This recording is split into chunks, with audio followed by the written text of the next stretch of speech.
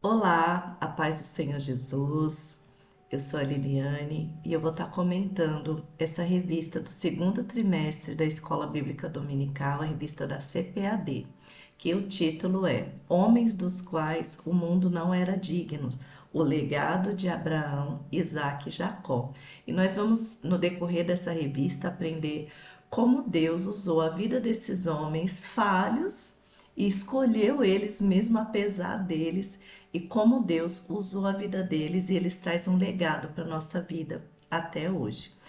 Antes de começar, eu queria contar algumas histórias de algumas pessoas, dar um exemplo de pessoas os quais, como diz a palavra de Deus, homens e mulheres dos quais o mundo não era digno deles. E nessa primeira lição eu quero falar da vida do George Miller. Ele foi um homem que nasceu na Inglaterra, se eu não me engano. Ele tem uma biografia e ele tem uma história incrível de como ele é um rapaz que era um ladrão, ele era um ladrão, mas quando ele se converte ali ao Senhor, quando ele é convidado por um amigo para estar indo numa reunião, num encontro, numa casa, e lá ele conhece o Evangelho. E a partir daí a vida dele muda completamente, porque ele para de roubar, ele para de enganar, ele enfrenta o pai dele porque ele estava na faculdade para se tornar um pastor, mas o objetivo dele era ter um bom salário como um pastor, não era para alcançar vidas, nada disso. Então ele enfrenta o pai dele porque ele não quer mais fazer aquela faculdade para se tornar um pastor dentro de uma igreja, ele quer ser um missionário, ele quer pregar a palavra de Deus. E Deus leva ele por caminhos, ele acaba casando e ele vê uma necessidade ali aonde ele mora, num lugar onde ele vai pastorear, de uma época que havia muita fome e por causa de uma doença, cólera, e as pessoas morriam assim aos montes. E por conta dessa doença, muitas crianças ficaram órfãos. E ele decide então abrir um orfanato para acolher essas crianças. E é incrível como de uma casa pequena, que era apenas para algumas meninas, já vê a necessidade de uma outra casa para atender meninos. E aí o espaço começa a ficar pequeno, até que ele compra, né? Deus dá condições para ele compra uma fazenda e cria um grande orfanato. E como ele morre pobre, porque o objetivo dele não era riquezas, né? Mas ele deixa um legado incrível. Então, esse é um homem, esse é um exemplo de homem dos quais o mundo não era digno deles. Então, vamos começar a lição. Então, bora lá aos slides, né, da lição. A primeira aula, a aula número um, a lição número um, perdão, se chama Abraão, seu sacrifício e sua jornada de fé. No decorrer da lição, nós vamos falar primeiro de Abraão, depois vamos falar de Jacó e por final vamos falar de Isaac, né? Contando as histórias desses homens usados, escolhidos por Deus, homens imperfeitos que falharam, cometeram os erros, mas pela graça e a misericórdia de Deus deixaram um legado até hoje, né? Através da palavra de Deus a gente pode acompanhar a história deles. É a segunda vez que eu estou gravando, porque eu gravei um outro vídeo e eu não consegui editar ele junto com os slides, então espero que agora dê certo. Então vamos lá. Abraão, seu sacrifício e sua jornada de fé. Nós não vamos falar muito um pouquinho dos sacrifícios de Abraão, sim, mas aqui o textuário da lição está em Gênesis capítulo 12, versículo 1 e diz assim: Ora, o Senhor disse a Abraão: Sai-te da tua terra e da tua parentela e da casa de teu pai para a terra que eu te mostrarei. A verdade prática, o chamado de Deus na vida de Abrão e na nossa exige obediência irrestrita, fé e perseverança. Então nós vamos ver no decorrer da lição como uma obediência a Deus, crendo nele, tendo fé nele, sendo perseverante, saber esperar o tempo certo, como isso traz bênção sobre as nossas vidas, e não sobre a nossa vida apenas, mas sobre a nossa casa, sobre o nosso ministério e, no caso de Abraão, sobre uma humanidade inteira, né? A leitura bíblica está em Gênesis, no capítulo 12, do versículo 1 ao 9, diz assim: Ora, o Senhor disse a Abrão: Sai-te da tua terra e da tua parentela e da casa de teu pai para a terra que eu te mostrarei. E far-te-ei uma grande nação, e abençoar-te-ei e engrandecerei o teu nome, e tu serás uma bênção. E abençoarei os que te abençoarem, e amaldiçoarei os que te amaldiçoarem. E em ti serão benditas todas as famílias da terra. Assim partiu Abrão, como o Senhor lhe tinha dito, e foi Ló com ele. E era Abrão da idade de 75 anos quando saiu de Harã. Então, guarde a idade de Abrão. Abrão tinha 75 anos. Sarai, que também ainda é Sarai, ela era 10 anos mais jovem que Abrão. Então, ela estava com 65 anos. Então, olha só, para um casal de idoso, né, já é incomum hoje mesmo na nossa era ver, né, um casal idoso ter filhos. Imagina naquela época onde não tinha medicina como nós temos hoje, não tinha inseminações. Então, olha só, e Deus promete para Abraão, a sua descendência, né? De ti eu farei uma grande nação. E então vamos guardar aí quando ele saiu de Harã. Então, olha só, Deus fala com ele ali, né? Alguns intérpretes da palavra de Deus entendem que Deus já tinha falado com ele antes, aqui no decorrer da lição também. Deus já havia falado com ele dos caldeus, ele passa por Harã e dali é que ele decide partir, né? E tomou Abrão a Sarai, sua mulher, e a Ló, filho de seu irmão, e toda a sua fazenda que haviam adquirido, e as almas que lhe acrescentaram em Harã. Então, olha só, ele já tinha posses em Ur dos Caldeus, e em Harã ele foi acrescentado ainda mais bênçãos, né? E saíram para irem à terra de Canaã, e vieram à terra de Canaã. Então, Abrão sai... A gente não sabe se Abrão já conhecia essa terra, a gente só sabe que Deus manda ele ir. Ele não pede a Deus um plano, ele não pede para o Senhor um mapa, um GPS, nada disso. Ele só obedece à voz de Deus e vai.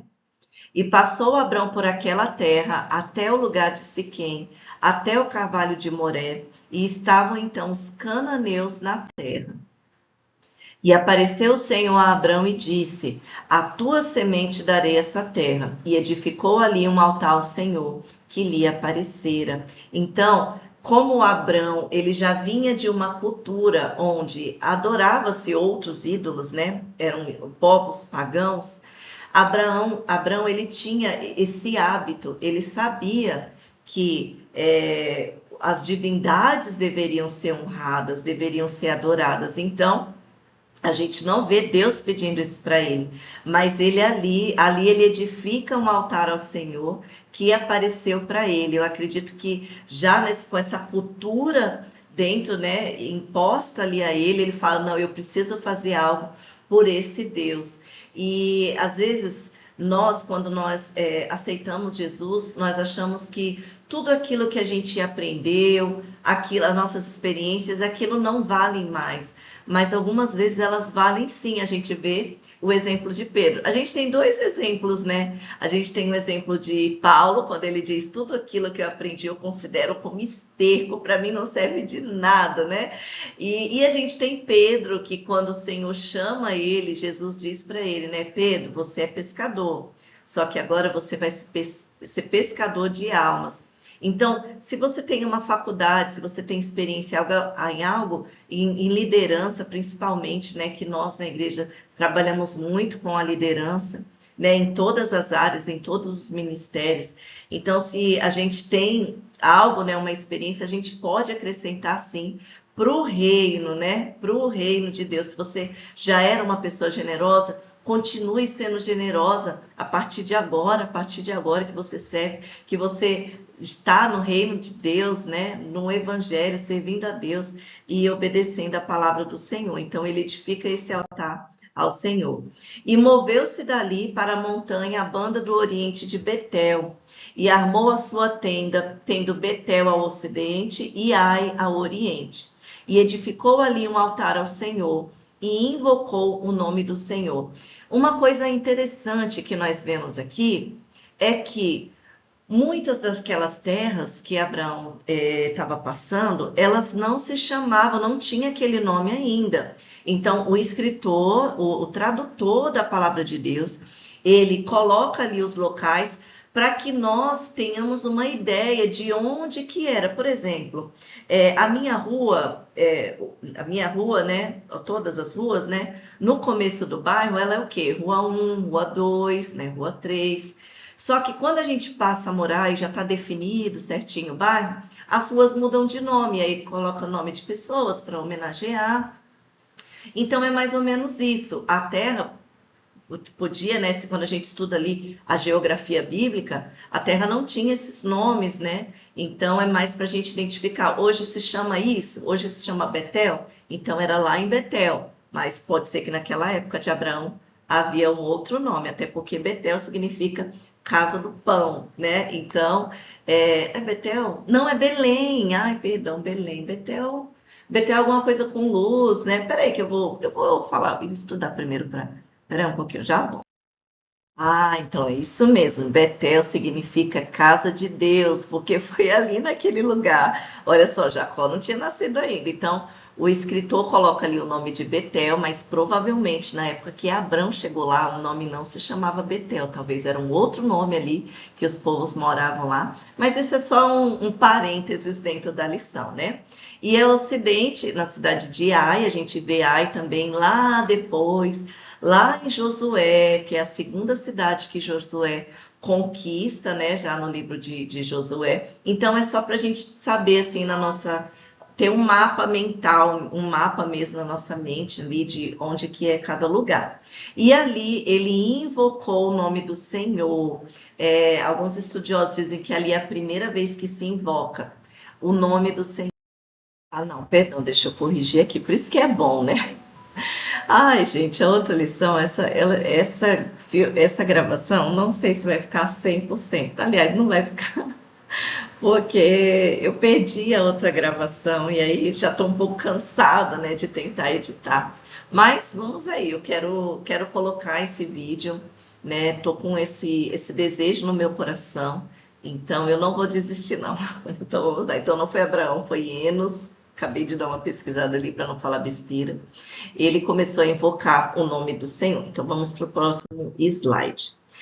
Depois caminhou Abrão dali, seguindo ainda para a banda do sul. Então ele foi ali, conhecendo a terra. E olha só, Abrão, ele não foi chegando já, olha, esse daqui, Deus me mandou vir para cá, isso daqui vai ser meu. Não, não, não. Ele chegou com sabedoria, foi fazendo amizade. Depois, conforme você lê a palavra de Deus, você vê que ele faz amizade com os povos ali que questionam ele, o que ele está fazendo ali com aquele povo, né?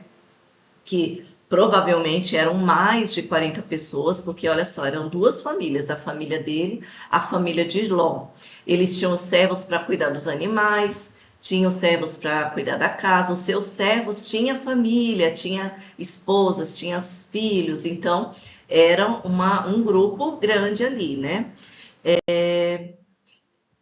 Aqui acabou a leitura, acabou. Então vamos à introdução. Nesse trimestre estudaremos a vida de Abraão, Isaac e Jacó.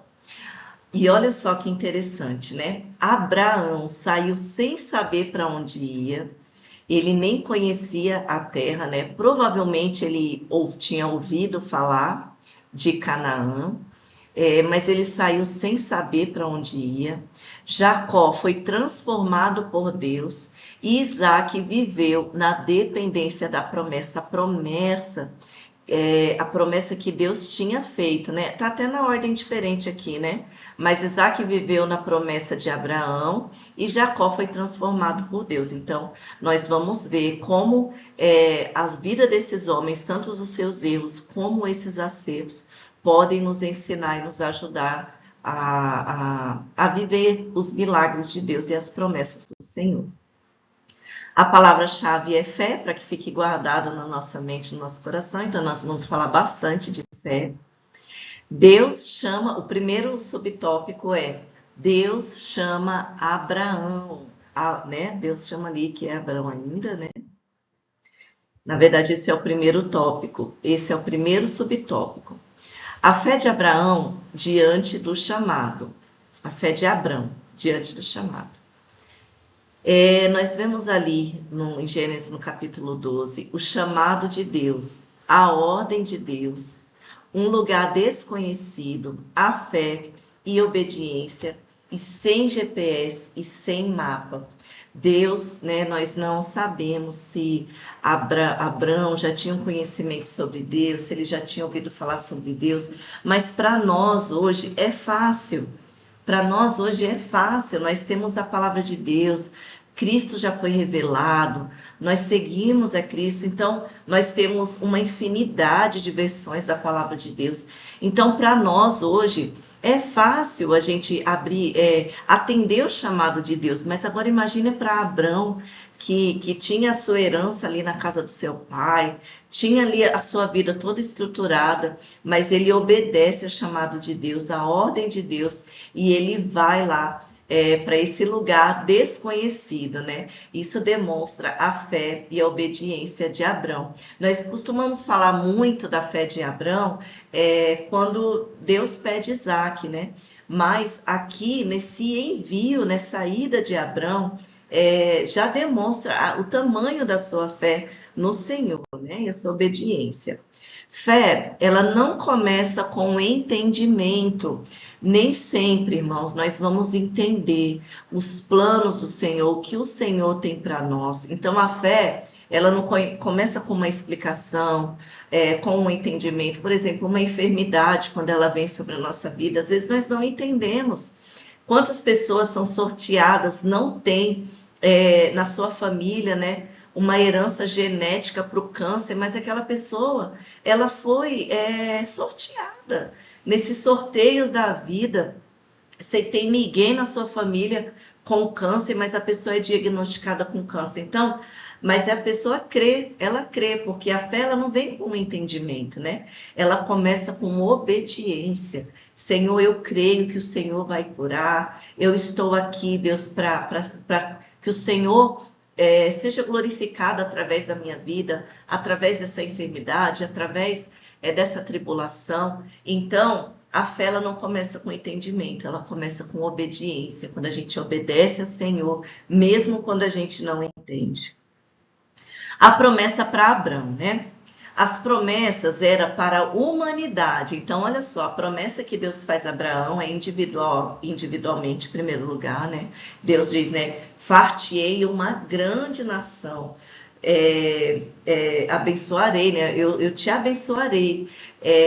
A promessa ali era individual, mas também essa promessa alcançaria toda uma nação e depois todas as nações da terra. E essa promessa ela se cumpre em Jesus. Olha aí, a gente tem aí a imagem de Israel nos dias de hoje, com a bandeira de Israel. Mas olha só, Deus não mostrou uma maquete para Abraão, olha, esse aqui era o meu plano. Não, Deus não mostrou, Deus só falou, vai. E olha só, né, quando a gente é desafiado a obedecer a Deus, mesmo quando a gente não vai usufruir daquela bênção.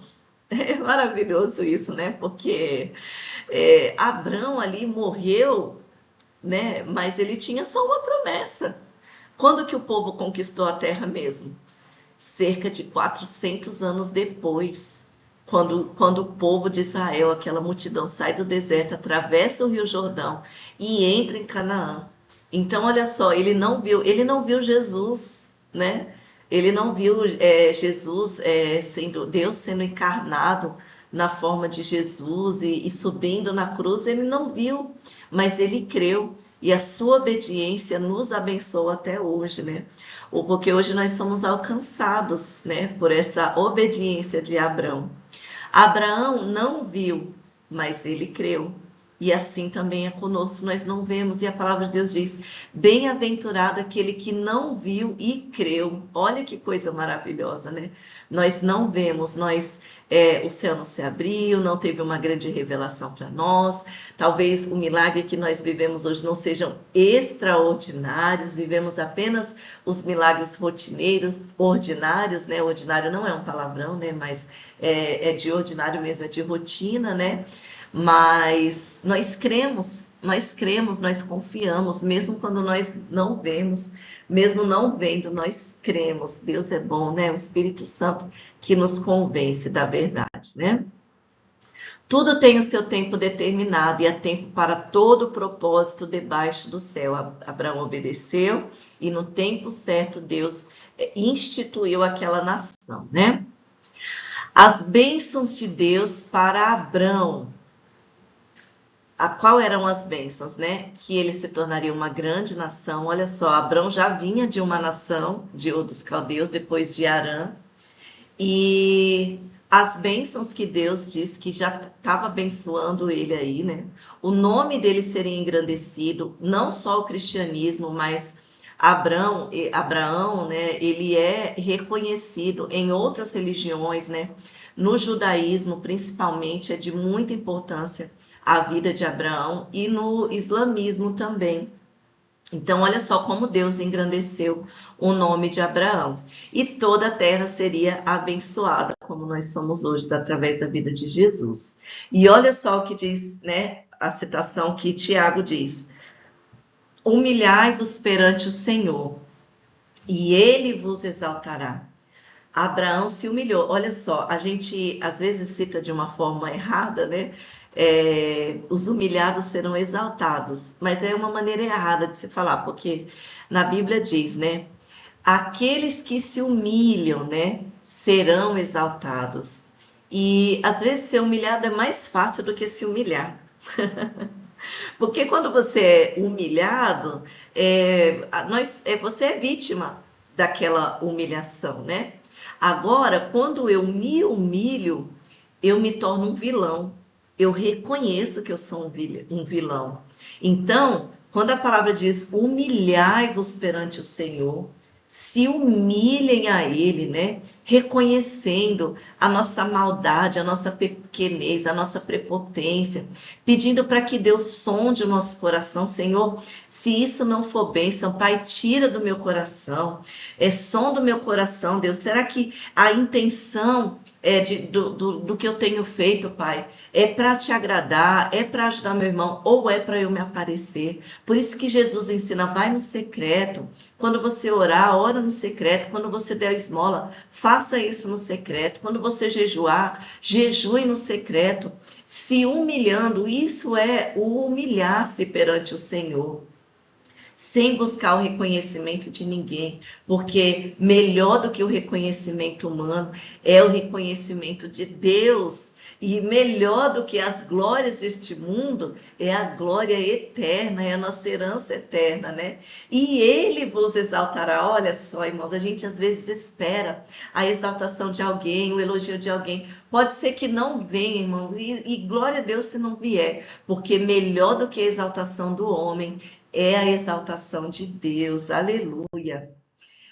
Pela fé, Abrão aceitou o chamado de Deus e foi para uma terra que não conhecia. Segundo tópico, a obediência de Abrão a Deus. Olha só aí a imagem, né, que eu pedi para Iá gerar, de um soldado, né, ali com seu supervisor, para passar essa imagem de obediência, né? Primeiro subtópico, atendendo ao chamado. Abrão seguiu a direção de Deus, então a gente percebe, a gente não sabe quantos dias ele levou, como foi a despedida, se questionaram ele, para onde você está indo, Abrão? Você está indo para onde? Né? A Bíblia não deixa claro como isso foi, mas a gente entende-se que é super normal isso ter acontecido, né? Mas ele segue a direção de Deus, ele obedece a palavra de Deus, mesmo sem conhecer a definição de fé. Ele creu que aquela voz que falou com ele, era do Senhor, era do Eterno, né? do eterno Deus, o Deus poderoso, o Deus criador de todas as coisas, é que estava falando com ele. Então, mesmo sem saber o que era fé, Abraão, ele creu e foi. Olha só que coisa maravilhosa. A palavra de Deus diz, o escritor de Romanos, no capítulo 11, versículo 1. Ora, a fé é o firme fundamento das coisas que se esperam e a prova das coisas que não se vêem. Então, o que é um firme fundamento, né? Quando a palavra de Deus, quando o escritor escreveu isso, o que ele quis dizer? Firme fundamento é um alicerce. Por exemplo, eu estou aqui dentro de uma casa, tem um telhado sobre a minha cabeça, mas tem algo muito mais importante segurando essa estrutura e eu não estou vendo, que é os alicerces dessa casa.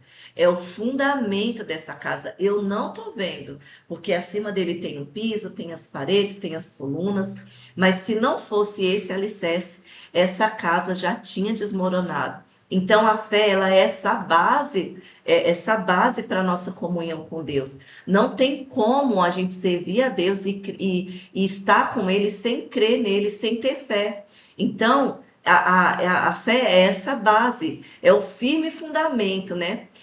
Firme fundamento é aquilo que sustenta a sua vida, mesmo quando você não vê nada acontecendo. Então, assim, Deus, eu não estou vendo o teu agir, eu não estou vendo o teu trabalhar, mas eu sei que o Senhor está ali segurando todas as estruturas.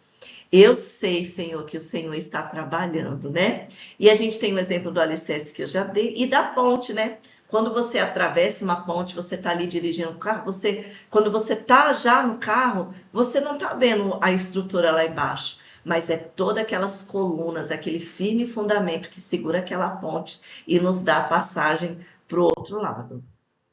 Fé não é acreditar sem motivo, né? É confiar em Deus acima das circunstâncias, mesmo quando tudo está parecendo desfavorável, mesmo quando não tem de onde vir. Nós cremos em Deus acima das circunstâncias. E a gente tem tantos exemplos, estou tentando ficar aqui no meio, né? A gente tem tantos exemplos na própria palavra de Deus, de como Deus agiu acima das evidências.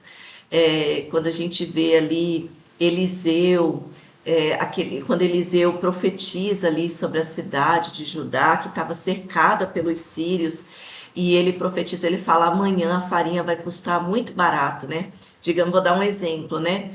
Uma cabeça de jumento estava valendo 60 moedas de prata. E Eliseu profetiza, né? Amanhã, nesse horário, 1 quilo de farinha, né? Vou jogar 1 quilo, vai estar valendo uma moeda de prata. Então, olha só. E aí, o soldado que ouviu aquilo, ele não acreditou. Por quê? Porque não tinha evidência nenhuma. Ele falou, como que isso vai acontecer? A cidade está toda cercada pelo inimigo, e isso não vai acontecer, isso é impossível. E aí Eliseu disse para ele, você vai ver isso acontecer, mas você não vai provar, porque você não creu. A gente vê ali Zacarias, né, o pai de João Batista, que não creu e ficou mudo. Então, quando a fé é isso, é confiar em Deus. A gente não está vendo, mas confiar na sua palavra, porque Ele é fiel para cumprir a sua palavra. Primeiro, eu acho, não sei se é o primeiro ou o segundo subtópico, que eu agora percebi que eu não coloquei o número correto, né? Mas olha só, um pequeno descuido ali na obediência de Abrão. Então, olha só, esse pequeno descuido na obediência de Abrão. A ordem de Deus era que Abrão deixasse tudo para trás, inclusive a sua parentela. Então, olha só, como Ló era ali filho de Arã, que é um irmão, né? Quando a gente volta um pouquinho na história, né, no capítulo 11, ali no finalzinho do capítulo 11, conta a história, né? Conta ali, fala do pai de Abrão, né? E Arã é um irmão dele que morre, perdão, que acaba morrendo. E Ló era filho desse irmão de Abrão. Então, provavelmente, Abrão, como não tinha filho, né? Ele pega aquele menino como se fosse dele e provavelmente ele trata Ló como um filho, né? Tanto que a gente vê ele defendendo ele, né? Mas a ordem de Deus foi clara: sai da tua terra, sai do meio da tua parentela para a terra que eu te mostrarei. Então, sai do meio da tua parentela. Mas Abrão, provavelmente, né, com esse senso de responsabilidade sobre a vida de Ló, ele pega Ló e leva também. Então, isso acaba tendo alguns problemas, porque depois os pastores deles começam a brigar.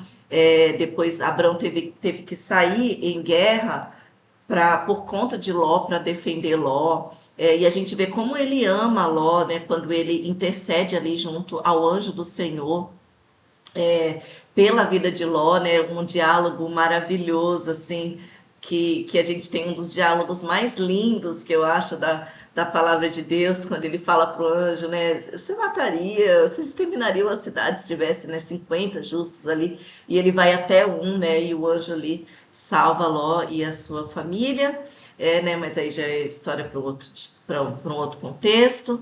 Mas olha só, irmãos, tem bênção que é para nós, tem bênçãos que é para a nossa vida. Tem palavras do Senhor que é para a sua casa, que é para você. Às vezes você estuda a palavra de Deus, aí já queima o nosso coração, aí não, eu preciso compartilhar isso com alguém, eu preciso falar isso com alguém. Mas às vezes aquela palavra é para você. E eu até, na hora que eu vi que eu não ia conseguir usar o vídeo que eu tinha gravado primeiro, né? Fiquei frustrada, fiquei chateada, né? Eu estava cansada. Mas depois eu fiquei meditando, eu falei, pai, mas às vezes tudo aquilo que eu falei era para mim, né? Então, aquilo era para mim, não era para ser expulso, né? E tá tudo bem, tá tudo certo, porque eu vou estudar a palavra de Deus de novo, vou falar de novo e vou me edificar mais uma vez. Então, tem bênção que é para nós, que é para você, que é para sua casa. Né? Então, Abraão teve esse pequeno descuido aí, sofreu algumas consequências devido a esse descuido. A passagem por Harã. Nem sempre Deus nos leva diretamente ao propósito que ele nos definiu. Essa imagem aqui, ela é de uma estrutura daquela época de Harã, né? Que aí nos restos ainda ali que tem hoje, né? Que eu não sei se você assistiu a novela Gênesis da Record, mas na licença poética eles colocaram que Terá fundou essa cidade em homenagem ao seu filho Arã, que tinha morrido. Então, hoje a gente tem esses escombros aí, esse sítio arqueológico aí da cidade de Arã. E olha o que diz a palavra de Deus, já lá em Gênesis, no finalzinho do capítulo 11. E tomou Terá Abrão, seu filho, e a Ló, filho de Arã, filho de seu filho, e a Sarai, sua nora, mulher de seu filho Abrão, e saiu com eles de Ur dos Caldeus para ir à terra de Canaã. Olha que interessante isso, né? Quando Terá sai de Ur dos Caldeus, era para ir para a terra de Arã. Interessante, né? E vieram até Arã e habitaram ali. Só que talvez, será que Deus chamou Abrão e Terá ia com ele? E aí chegou ali, ele gostou daquela terra, falou, eu acho que eu vou ficar por aqui mesmo. Será que foi isso que aconteceu? Né? Mas aí Deus falou para Abraão, Abraão precisava obedecer a voz do Senhor, porque o chamado era para Abraão, né? E lá em Deuteronômio, olha só o que diz, né? Moisés já escrevendo aqui. E te lembrarás de todo o caminho pelo qual o Senhor teu Deus te guiou no deserto estes 40 anos, para te humilhar e te provar, para saber o que estava no teu coração, se guardarias os seus... tampou ali, né? Os seus mandamentos ou não. Moisés escrevendo ali, falando ao povo, né, nas suas últimas instruções e lembrando ao povo o que eles passaram. Outros exemplos de espera pelo tempo certo, né? O próprio Moisés, né, foi né, o próprio Moisés que escreveu, né? A maioria concorda que foi Moisés que escreveu aí o Pentateuco, né? Esses 5 primeiros livros da Bíblia, acredita-se que foi ele. E outros exemplos, né, pela espera, o próprio Moisés, porque a gente vê ali quando ele estava habitando ainda no palácio egípcio, ele tenta defender ali os hebreus, né? A gente não sabe se talvez ele já tinha na mente que ele poderia, como ele era estudado, como ele tinha sido criado no palácio, ele podia ali liderar sobre o seu povo, mas não era o tempo dele, tanto que os próprios testemunhas daquela morte diz, né? Quem é você para estar vindo falar com a gente viu você matar, quem colocou você como juiz sobre nós? E aí ele foge, fica 40 anos, né? Fora ali do Egito, até que Deus chama ele de novo. Ali era o tempo certo do Senhor, que ele já havia pastoreado, isso é maravilhoso. O próprio Davi também, ele foi ungido, mas ele não saiu, no dia que ele foi ungido por Samuel, ele já saiu, agora eu vou lá tomar posse do trono do rei, não. Ele ainda ficou ali servindo ao seu pai, ainda foi servir a Saul, então teve todo esse tempo ainda, né? E o próprio apóstolo Paulo, que quando aceita Jesus no primeiro amor, né, querendo servir ao Senhor, naquela coisa maravilhosa, aquela sede de servir, com o conhecimento que ele tinha, e ele chega lá em Jerusalém e acaba tendo problema em Jerusalém. E é muito engraçado que a palavra de Deus diz que quando ele vai embora, tem um período de paz em Jerusalém. Então, nós precisamos, irmãos, saber o tempo certo das coisas, compreender e pedir, Deus, qual é o tempo, me mostra, Senhor, o tempo certo para que eu não venha fazer nada que não seja do teu agrado e da tua vontade. Abraão atendeu com fé ao chamado de Deus e obedeceu a ele de forma irrestrita, sem restrição. Ele só obedeceu, né? As lutas que Abrão enfrentou ao chegar em Canaã. Olha só, né, irmãos, quantas das vezes, né, a gente recebe uma promessa, quando chega lá tem uma luta, né, tem uma tribulação, as coisas não são fáceis. Eu lembro que quando nós chegamos aqui em Jacareí, na cidade de Jacareí, em 2008, nós estávamos felizes, era um novo tempo que Deus estava colocando sobre a nossa vida.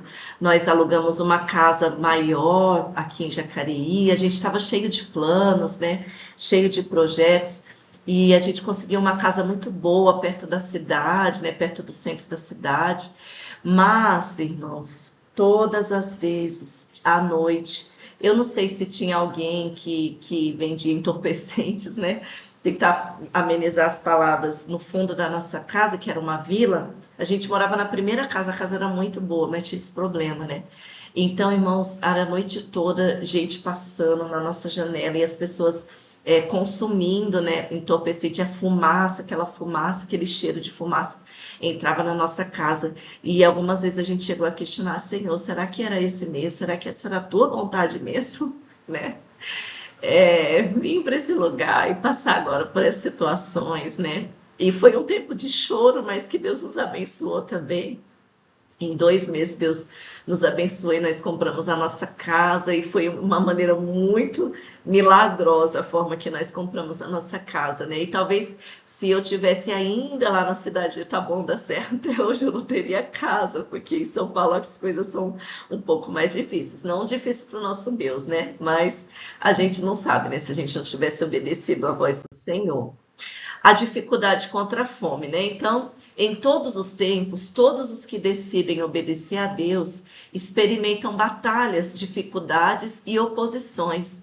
No entanto, assim como Abrão, podemos com fé enfrentar todas as batalhas que apresentam em nossa trajetória, né? Então, quando Abrão chega ali naquela terra, tem um período de muita fome, né? Olha só, e havia fome naquela terra, e desceu Abrão ao Egito para peregrinar ali, porquanto a fome era grande na terra. Olha só, eu coloquei essa imagem aí de Iá, para não esquecer que essa imagem eu peguei com a Iá, essa informação eu peguei com a Iá. A Bíblia não diz explicitamente Abrão pecou ao descer ao Egito, mas o texto dá indícios importantes que muitos estudiosos observam. Ele tomou a decisão sem consultar Deus, diferente do chamado inicial, né? Então, assim, no chamado de Deus, Abrão obedece e vai, né? Mas quando chega lá em Canaã, não mostra ele consultando a Deus, e por conta disso ele passa algumas consequências, né? O texto não mostra Abrão buscando direção divina antes de ir para o Egito. E isso levanta a possibilidade de Abrão ter tomado uma decisão baseada mais no medo no que na fé. Então, às vezes, no momento de desespero ali, a gente não aguenta esperar o Senhor falar e só faz ali o que acha que é correto, que é certo. E foi isso que Abraão acabou fazendo e tendo algumas consequências, né? A dificuldade de ir para o lugar certo, né? Eu coloquei tudo errado, os subtópicos, não tem problema. Havia fome na terra, então para onde ir? Qual direção tomar? E diante das dificuldades, sempre a melhor opção é orar, irmãos. Então, assim, chegou no lugar que Deus mandou, começou a ter dificuldade, nós precisamos orar para entender qual é a vontade do Senhor, o que Ele tem para nós.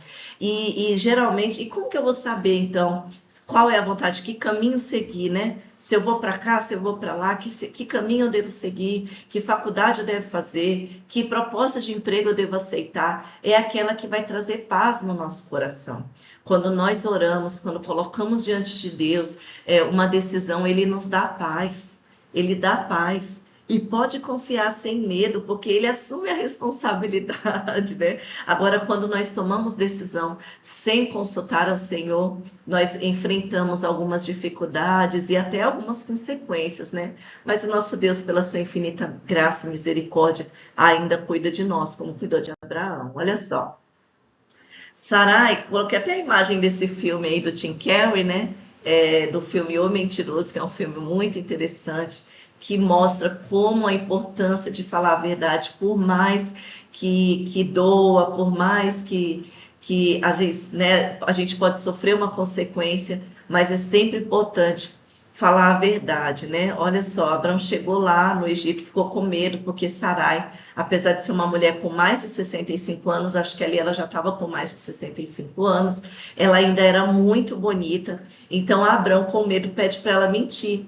E diz, né, ó, fala que você é minha irmã, não fala que você é minha mulher, senão eles vão me matar. Olha só, Abraão, né, gente? Ele obedeceu a voz do Senhor, mas por um momento de cegueira ali, tomado pelo medo, ele mente, ele acha que ele vai morrer ali. Como que ele vai morrer? Como que vão matar ele se Deus prometeu que dele haveria uma grande nação, né? Então ali, às vezes nós não podemos deixar o medo dominar nossas vidas. O medo é importante, ele nos protege, nos dá segurança, mas o medo ele é pecado quando ele impede a gente de fazer algo para o Senhor, de obedecer a sua voz, né? Então aí o medo se torna muito perigoso. Então, como a própria palavra de Deus diz, né? Nós devemos temer aquele que pode nos lançar tanto no inferno quanto no céu, né? Então nós devemos temer ao Senhor, e o temor ao Senhor é o princípio da sabedoria. Então, antes de temer aos homens, antes de temer as circunstâncias, nós devemos temer ao Senhor e sempre ficar do lado da verdade, porque a verdade, ela liberta, né? Olha só, mas mesmo com a mentira, Deus impediu que Faraó tivesse um relacionamento conjugal com ela. O Senhor feriu a Faraó e a sua casa com grande praga por causa de Sarai. E aí Faraó vai lá falar com Abraão e diz, né? Por que não me disseste que ela era tua mulher? Por que você mentiu para mim, né? E eu acredito que Abraão deve ter ficado com muita vergonha, né? Mas Faraó também não deve ter punido ele com medo de Deus, porque se esse Deus mandou essa praga aqui para minha casa, as mulheres ficarem estéreis, né? E veio essa enfermidade. Imagina o que Deus pode fazer comigo se eu fizer alguma coisa com esse homem aí, né? Então Faraó teme ali e só despede ele, vai embora, sai aqui do meu lugar e toma a tua mulher de volta, né? Algumas coisas, né? Eu quis aplicar aqui, né, na nossa vida, uma realidade que nós passamos às vezes em relação à mentira, né? Por que as pessoas geralmente, às vezes, elas mentem? Só um instante. Achei que tinha alguém chamando. Por proteção, né? Muitas pessoas acabam mentindo por proteção para evitar uma consequência, né? Quantas vezes nós, quando crianças, aprontava alguma coisa e com medo de apanhar, a gente mentia, falava, não, não foi eu não, não foi eu não. Aceitava claramente que era você, os pais sempre sabem, né, quando a gente está mentindo. Mas a gente sempre fala, não, não foi eu não, porque é uma proteção, né? E a razão mais comum é o quê? Evitar punição, fugir de problemas, não enfrentar a vergonha ou culpa, pior, porque às vezes é tão vergonhoso aquilo que a gente faz, então a gente não quer enfrentar esse desconforto, né? Então a gente prefere mentir. E aí que é muito pior, né? Porque aí é melhor passar uma vergonha e assumir um erro, né? De um erro, do que assumir que mentiu, né? Errou duas vezes, né? Errou e ainda mentiu, né? Então, alguém que mente, né? Um exemplo é alguém que mente para não ser castigado. E a gente vê na própria palavra de Deus, né? Ali, Adão, né? Quando ele não, né? Ele tenta colocar ali a culpa na mulher para evitar a consequência do seu erro. O próprio Davi ali, né? Quando ele mente diante do rei. Ai, não lembro da cidade lá que ele vai se refugiar. Eu sei que era uma terra filisteia e ele mente ali diante do rei para não ser punido, né? Para poder se proteger do próprio rei Saul. E Ananias e Safira, né, já no Novo Testamento, que combinam aquela mentira, né? Então não adianta, a gente pode até mentir para os homens, mas a gente nunca vai mentir para o nosso Deus. O nosso Deus sabe e governa sobre todas as coisas, então sempre é melhor, por mais que haja consequência, a gente falar a verdade, porque a verdade ela é liberta. Quando você mente, você precisa ficar sustentando aquela mentira. E a verdade que é Jesus, ele nos liberta, a verdade liberta, né? Por que as pessoas ainda também? O medo da rejeição, né? Quantas vezes as crianças, né? Até nós mesmo quando criança, né? Um amiguinho contava que fez um passeio, que ganhou algum presente, a gente falava, eu também tenho, eu também fiz, né? Por quê? Porque sente o medo da rejeição, porque também quer ser aceito, né? A pessoa mente para ser aceita ou não perder alguém, né? Tantos relacionamentos as pessoas acabam mentindo ali para manter o relacionamento. Tem também um medo de desapontar, né? Quando o filho acaba mentindo para os pais, não informando, não falando, né? Que saiu de um emprego, com vergonha, com medo da decepção, de decepcionar, acaba mentindo para os seus pais, acaba mentindo para o cônjuge. Então, é sempre melhor contar a verdade, porque aquilo traz confiança, né? E quando mente, se perde a confiança vai se perdendo. Então, é uma coisa que eu sempre falava falo para os meus filhos, né? Não importa o que aconteça, né? Sempre fala a verdade. O medo do abandono, né? Por mais que, sei lá, essa mentira vai fazer com que eu perca uma amizade, perca um casamento, mas é sempre melhor estar falando a verdade, né? O desejo de agradar, então, às vezes, né? Quantas acaba mentindo para o patrão, o chefe cobra alguma coisa, você fala que cumpriu a tarefa, mas não cumpriu, com medo de desagradar, né? Então acaba. Então a mentira vira uma fórmula de manter um vínculo, mas é um vínculo mentiroso e totalmente errado, né? Com certeza a outra pessoa ia desejar a verdade, né? Essa lista foi tirada, né, por pesquisas e também na psicologia, né, como que explica a razão das pessoas mentirem, né. Um terceiro ponto é construir uma imagem melhor. Às vezes a pessoa quer parecer mais interessante, mais competente ou mais importante, então ela acaba mentindo. A gente vê muito isso hoje nas redes sociais, né? A gente está repletos de mentiras, né? As pessoas ficam colocando filtros, né? Edita as fotos, tira as falhas, tira as imperfeições, porque quer passar uma boa imagem. Aí aqueles likes, aquelas elogios, eles aumentam a autoestima dessas pessoas, né? Então é uma forma mentirosa, né? De dizer, olha, eu estou aqui agora com esse filtro, né? Então eu não estou passando a verdade, né? Impressionar os outros, né? E esconder inseguranças, porque quando uma pessoa ela é segura, diz, ela não tem medo de sorrir, e tem um buraco no dente, eu vou deixar de sorrir, vou tirar foto assim. Toda vida eu vou ficar assim, porque eu tenho medo de sorrir e mostrar minha falha no meu dente. Não, isso é uma insegurança, porque nós não somos perfeitos, né? Então, tentando esconder essas inseguranças usando as mentiras, usando os filtros. E isso pode virar um hábito quando a pessoa não se sente suficiente como ela é. Então, olha só, nós precisamos, quando eu sei quem eu sou, a minha identidade, eu sei que Deus me aceitou, eu não vou ficar preocupada com a minha aparência e mentir para manter as aparências, né? Evitar conflito, algumas pessoas mentem para manter a paz, né? Porque não querem magoar alguém, então ela acaba mentindo, não falando a verdade. Evitar discussões, facilitar situações sociais, né? São chamadas mentiras sociais. Por exemplo, quando diz que está tudo bem, quando a esposa fecha a cara, né? Aí o marido vê que ela está chateada, né? Ou às vezes nem percebe, né? A gente tenta dar sinais, né? Mas o marido nem percebe. Mas quando percebe, pergunta: tá tudo bem? Por que você tá com essa cara? Por que você tá assim? Ah, tá tudo bem.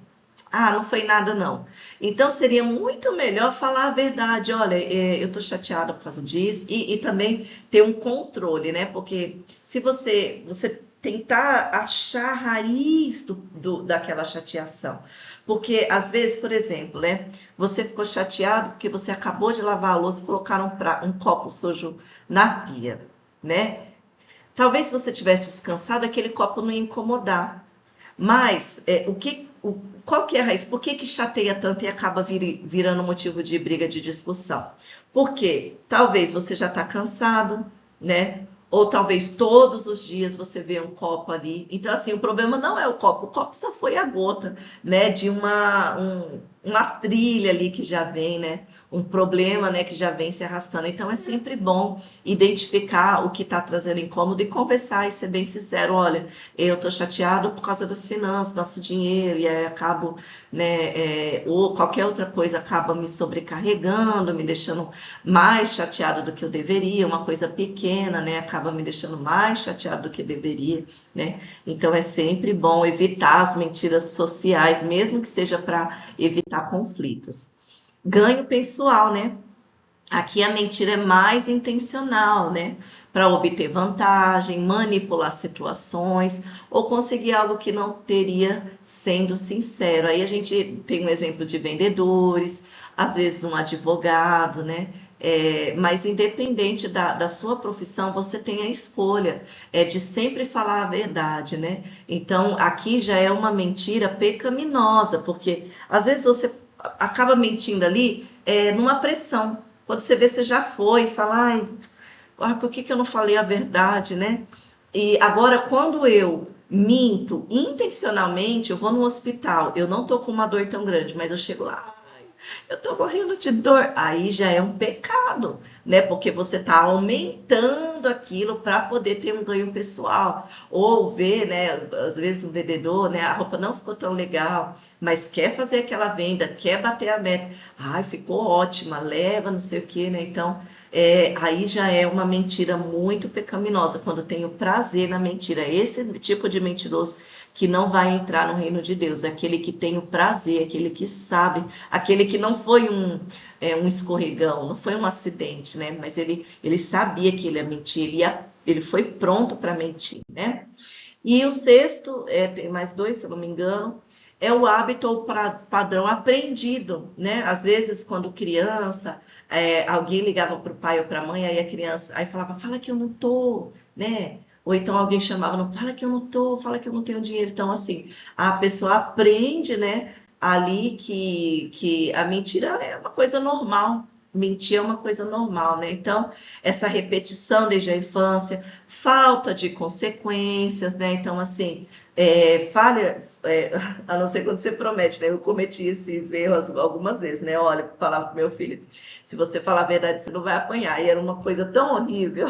Aí eu falei: agora eu não posso fazer mais nada, não posso castigar mais, né? Mas assim, olha, fale sempre a verdade, estimular a falar, as crianças a falar a verdade, né? E depois, olha, eu parabenizo você por você ter sido sincero, por você ter falado a verdade e trazer algum tipo de punição ou castigo para entender que aquilo é errado. Sétimo, questões emocionais ou psicológicas, em alguns casos mais profundos, né? A mentira, irmãos, não é uma coisa patológica, não é uma Ai, a palavra me fugiu à mente, né? Não é assim, não é um transtorno, né? A mentira em si.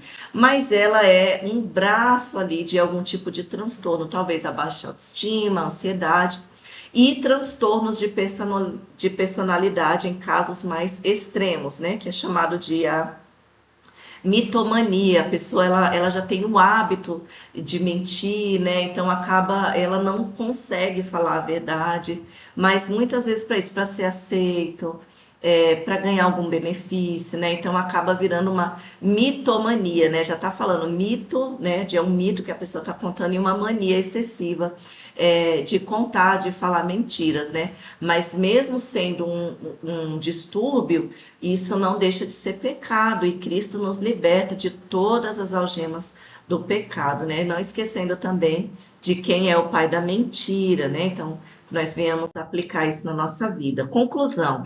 Como vimos, Abrão foi um homem escolhido por Deus para uma missão importantíssima: abençoar em Cristo todas as famílias da terra, diante da sua obediência e fé em cumprir a sua missão.